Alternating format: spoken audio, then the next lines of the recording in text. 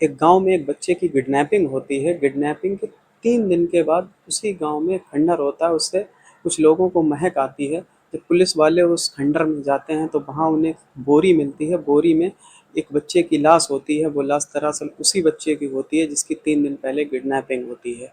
Police वाले जब इस केस की खोजबीन स्टार्ट करते हैं तो कातिल इतना करीबी निकलता है, जिसके बाद पूरे गाँव वाले सोचने पर मजबूर हो जाते हैं कि कोई ऐसा कैसे कर सकता है। आखिर कौन था वो कातिल, जानते हैं आज के इस एपिसोड में।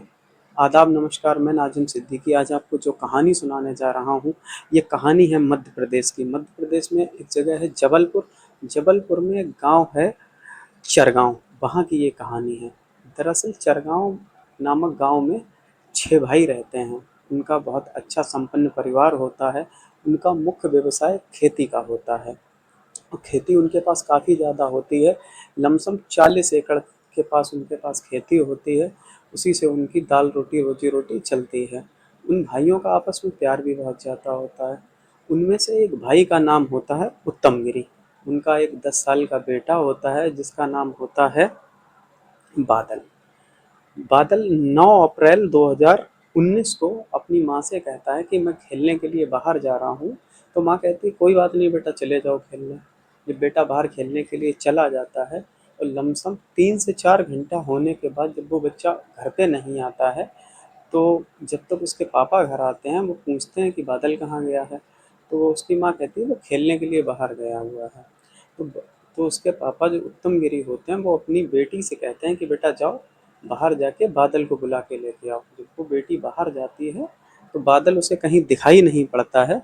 इसके बाद वो उसके पापा बाहर जाते हैं, उसकी मम्मी बाहर जाती हैं। उसे खोजा जाता है पूरे गांव में, लेकिन वो कहीं नहीं मिलता है। इसके बाद लगभग 6 से 8 घंटे हो जाते हैं लेकिन वो बच्चा कहीं मिलता नहीं है। तो सारे गांव वाले उस लड़के के मम्मी पापा थाने में पहुंचते हैं और अपने बच्चे बच्चे की गुमशुदगी की रिपोर्ट दर्ज कराते हैं। और 2019 में जबलपुर में ही 2 बच्चों की मौत हो गई थी। तो पुलिस वाले भी बहुत ज़्यादा एक्टिव होते हैं। वो तुरंत कंप्लेंट दर्ज करते हैं और आ जाते हैं उस गांव में। अब धीरे धीरे 9 तारीख पूरी बीत जाती है। अब आ जाती है 10 तारीख।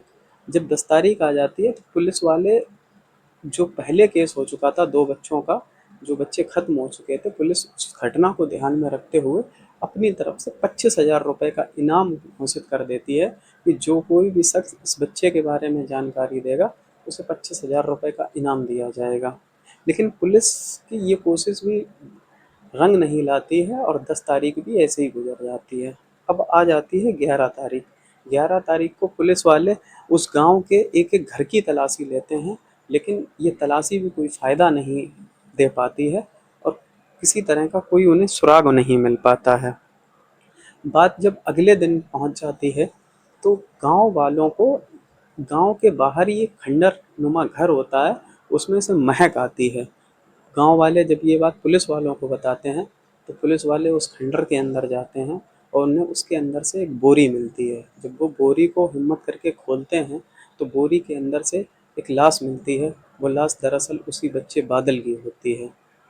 उसके बाद पूरे गांव में कोहराम सा मच जाता है।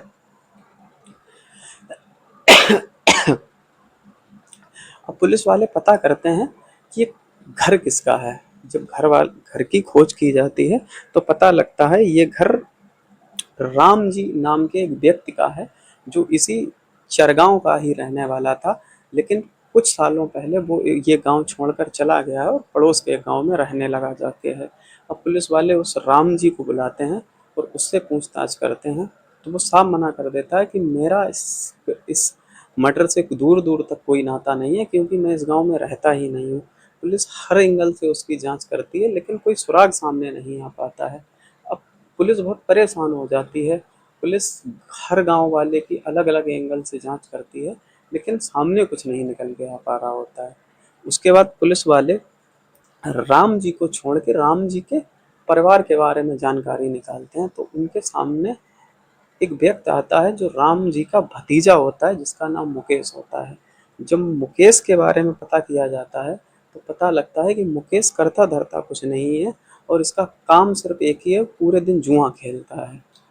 अब मुकेश के दोस्तों के बारे में जब पुलिस जानकारी निकालती है तो पुलिस का माथा ठनक जाता है उन दोस्तों के नाम सुनकर। उनमें एक दोस्त, जो बच्चा बादल जिसका किडनैपिंग के बाद मर्डर हुआ होता है, उस बच्चे के सगे ताऊ जिनका नाम होता है अनिल कुमार, वो भी मुकेश के दोस्त होते हैं। और एक दोस्त होता है गुड्डू, जिसके ऊपर एक हत्या का मुकदमा भी चल रहा होता है। पुलिस जब उनके बारे में पता करती है तो पता लगता है कि ये कुछ दिनों पहले बाहर गए हुए थे लंबा जुआ खेलने, और वहाँ ये हार जाते हैं। बहुत ज़्यादा रुपया हारने के बाद इनके ऊपर कर्जा हो जाता है। कर्जा होने के बाद जो उस बच्चे का ताऊ होता है अनिल, ये अपने भाइयों के पास जाता है और उससे पैसे मांगता है कर्जा चुकाने के लिए। तो वो लोग दरिया दिली दिखाते हुए अपने उस भाई को पैसे दे भी देते हैं और कहते हैं कि अभी फ़िलहाल इतने पैसे हैं, इससे कर्जा चुकाओ, ये उल्टे सुल्टे जो तुम काम करते हो इन कामों को बंद कर दो, और आगे जब फसल पक जाएगी, जब फसल बेची जाएगी तो हम तुम्हें वो रुपया भी दे देंगे, लेकिन आगे से कोई ऐसा उल्टा सुल्टा काम मत करना। लेकिन ये लोग इतना ज़्यादा रुपया हार चुके थे कि कर्जा इनके पास बहुत ज़्यादा हो गया था और ये लोग बहुत ज़्यादा परेशान थे कि किसी तरह से वो कर्जा हम चुका दें। अब ये लोग प्लान बनाने लगते हैं कि पैसा कैसे चुकाया जाए। तभी एक उसमें से कहता है क्यों ना कोई हम पेट्रोल टंकी लूट लें, या किसी के घर पे जाके डाका डाल लें, या कोई बैंक लूट लें। तभी उन तीन में से जो बच्चे का ताऊ होता है अनिल कुमार, वो कहता है क्यों ना हम किसी की किडनैपिंग कर लें। तो ये लोग कहते हैं किडनैपिंग किसकी करोगे? तो वो खुद सुझाव देता है कि मेरा भतीजा बादल है, उसके पापा के पास बहुत सारे रुपए हैं जो मुझे मालूम है, अगर हम लोग उसे किडनैप कर लें तो हमें वो अच्छी खासी रकम दे देगा। इसके बाद ये बात तय हो जाती है, इन लोगों का प्लान बन जाता है और ये इसी फिराक में होते हैं कि किसी दिन हमें मौका मिले तो हम इस बच्चे को किडनैप कर लें। अब उसके बाद बादल 8 अप्रैल 2019 को अपने घर के बाहर खेल रहा होता है।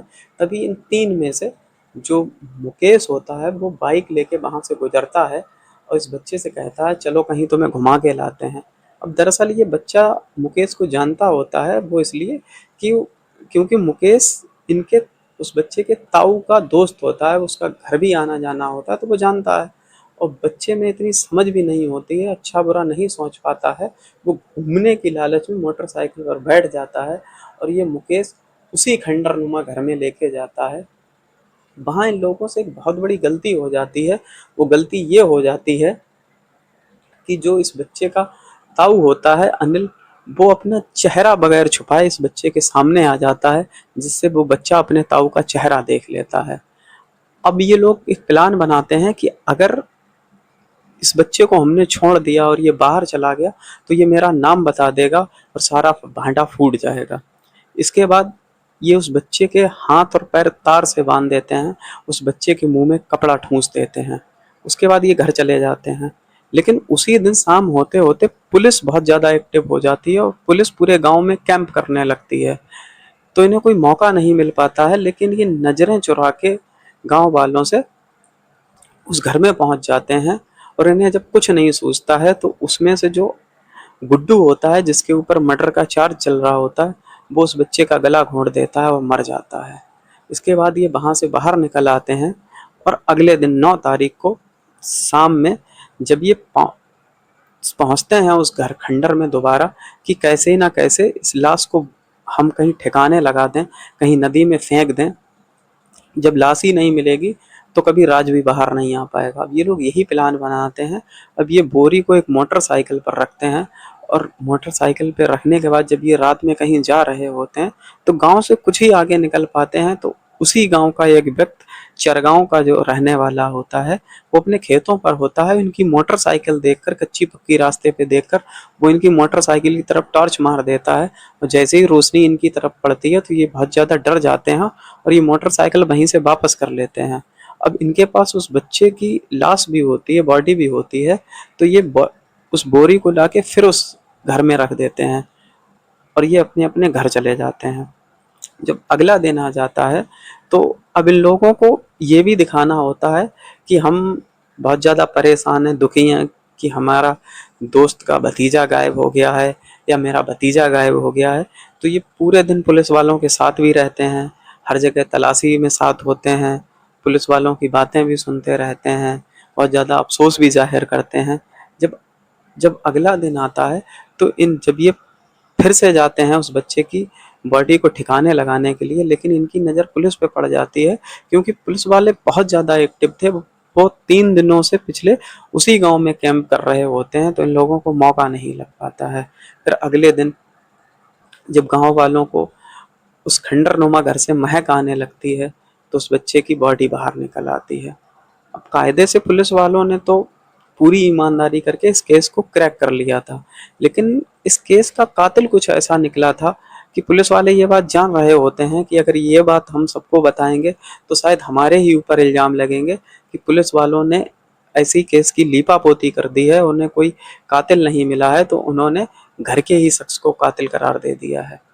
अब जो वहाँ के एसएसपी साहब होते हैं, वो बहुत दिमाग लगाते हैं और एक काम करते हैं। ये जो अनिल होता है, उस बच्चे का ताऊ, उसे एक कमरे में बिठाते हैं, और जो उसके 5 और भाई होते हैं, उत्तमगिरी उसके 4 और भाई, इन 6 भाई, इनके जो 6 भाई होते हैं, इन सबको एक कमरे में बिठाते हैं और खुद भी उसके अंदर बैठते हैं और कमरे की छटकनी बंद कर लेते हैं। उसके बाद जो एसपी साहब होते हैं वो उनसे एक बात कहते हैं, ये कहते हैं कि हमने पूरी ईमानदारी से इस केस का खुलासा किया है। अब जो मैं बात कहूँगा वो शायद आप ना माने, तो मेरी एक गुजारिश है कि आपका ये जो भाई है अनिल, आप इसकी जुबानी ही इस केस के बारे में सुने। जब अनिल से कहा जाता है तो अनिल शुरू से लेके आखिर तक एक एक बात बताता है और इस कत्ल को स्वीकार कर लेता है। उसके बाद उसके जो 5 भाई होते हैं वो उससे एक ही बात कहते हैं कि एसपी साहब इसे मेरी नज़रों के सामने से ले जाइए और कानून में जो सबसे बड़ी सज़ा बनी हो वो इसे दीजिए। इस कहानी में लोगों ने रिश्तों की मर्यादा को ही पीछे छोड़ दिया। शायद दुनिया में कोई रिश्ता ऐसा नहीं बचा है जिसे छला ना गया हो। आज की कहानी में इतना ही। अपना ख्याल रखिए, अपनों का ख्याल रखिए। जय हिंद।